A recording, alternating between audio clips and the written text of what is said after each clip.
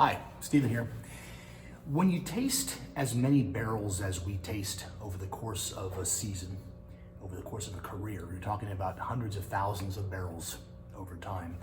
And you in order to have those individual barrels mean something in terms of context of using those individual barrels as they can best be used in various blends and the like, it's important to be thinking about a method for tasting, a method of how you take notes in your notebook or on your computer or what have you, and a way that you actually physically taste.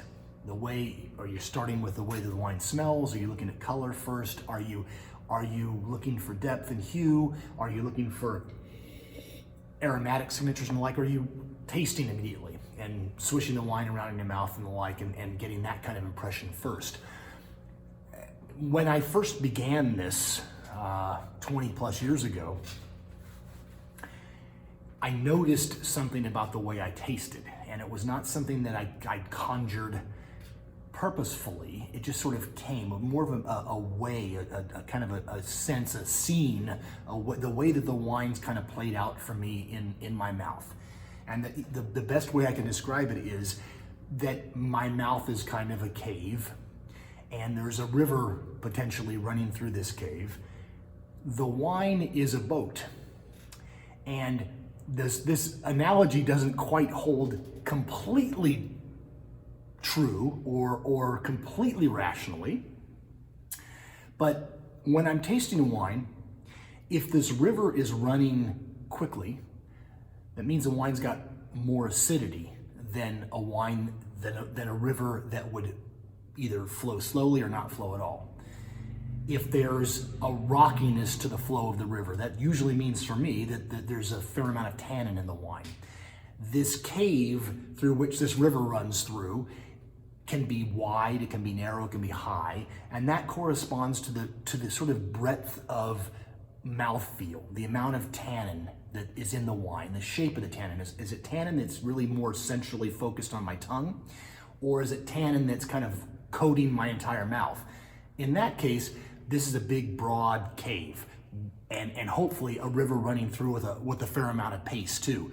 We love acid. I'm an acid whore. I think people who know me would say that immediately.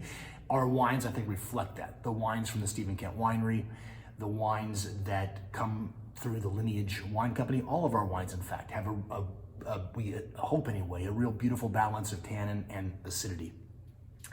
Wood and fruit make up sort of those four kind of legs to the stool, as it were. A balanced stool has a beautiful balance between those four elements for me. And when I'm tasting, I sense the wines that way. Always have, can't stop it if I tried. It's an odd way, I suppose, of tasting, but this picture in my head, this feeling in my mouth, is what then lends me to say this barrel is a plus barrel or a plus barrel. It's a great barrel, or this barrel is a neutral barrel.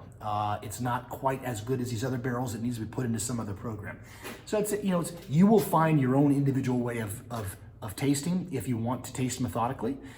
If you're looking to create sense memories for yourself, looking to be able to equate feelings in your mouth with varieties, if you're tasting wines blind, that sort of thing. It's an interesting way of tasting. It's a necessary way of tasting for winemakers.